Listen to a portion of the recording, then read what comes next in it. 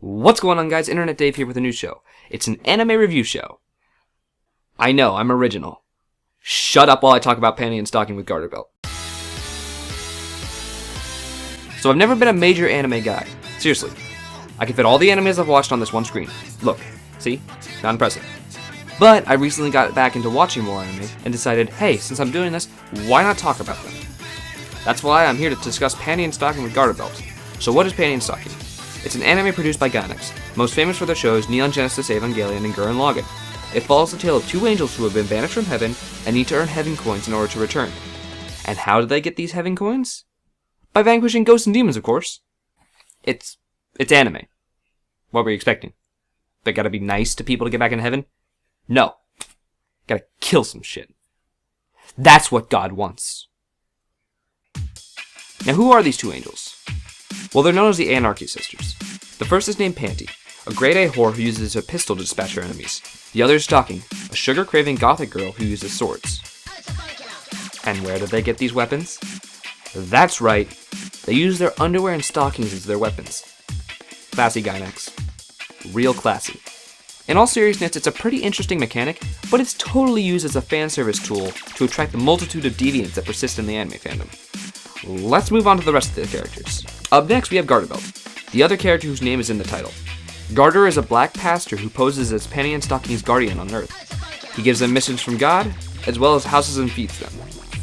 Now, I can get behind the entire idea of Panty Stocking's name, but seriously, why do they call him Garterbelt? Can't have no one interrupting my contrition. Bondage is a sacred, purifying ritual between a penitent man and his maker. Oh. Alright then. Another one of the early characters you're introduced to is named Chuck, a green dog-like creature, I guess, who closely resembles Gur from Invader Zim. Chuck's primary role in the show is a comic relief character, and is constantly pounded to the pulp by the main characters. Up next is Brief, the dorky kid from school who becomes a prominent character in the show. He's your standard side character turned protagonist and assists Panty Stockings as much as possible. Although, the writing leads me to believe that Garterbelt is the one who decided to keep him around. Hey, Panty, how's it going and all that? I hope I'm not bothering you two. Your father here was nice enough to show me the scenic way to your room through his bedroom, which was lovely. He is a very affectionate large man. Now don't forget, I am single and looking for some mingling. Oh, good one. It's because he's a priest. Round of applause. No. As the show's main focus is the two angels, eventually we're introduced to the two arch-enemies and demon counterparts. They go by the names of Scanty and Knee-Socks, and possess the same weapon style as Panty and Stocking, except Scanty has two revolvers because she wears two pairs of underwear, and Knee-Socks' socks transform into scythes. They even have an equivalent to Chuck, a zipper dog by the name of Fastener. Now, by looking at the footage, I can tell that you probably realize the show is very Western influence. It's quite a different change from your standard style of anime.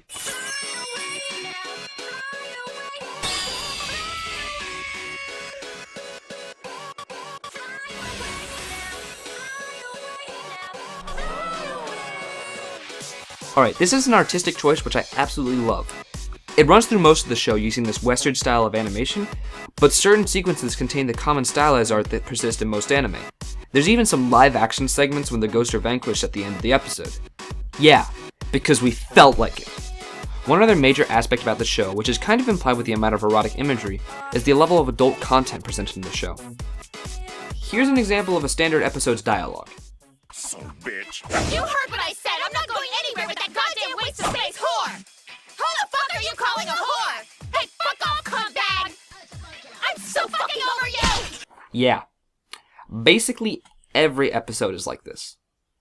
I don't look at it as a negative. It's designed to be a raunchy show.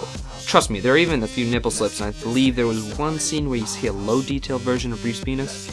I refuse to show those scenes due to YouTube content restrictions, but they do exist. I think overall, I'm going to give Panty Stocking with Garterbelt a 9 out of 10. It's got great humor, a cool animation decision, and really lovable characters. The show is only 26 11-minute episodes, and I felt like I really bonded with a lot of the characters, and was sad to see it end. Seriously, I wish I could just see more of Stocking. She easily became my favorite character, for no particular reason. Why don't you goblins next let me cut us one Nympho Angel? You're ready to die! Ugh. The reason I won't give it a 10 out of 10 is strictly for the language and the ending. Sure, it's designed to be as crass as it is, but is it really necessary? I know plenty of people who disapprove of the show due to the strong vocabulary. Granted, the English dub is very well done, and I enjoyed watching it way more than I did the sub version. Now, the other thing I mentioned was kind of a negative, was the ending. I'm not going to say what happens in the ending, but if you're a fan of Gainax Productions, you can assume that the ending will confuse you. And if there is never a sequel made for Panty Stocking, I will be a very, very, very unhappy person. Well, thank you all very much for watching. My name is the Internet Dave, and I've got tons of more anime to watch and tons more to talk about. So, keep on coming back here to check out more, and remember...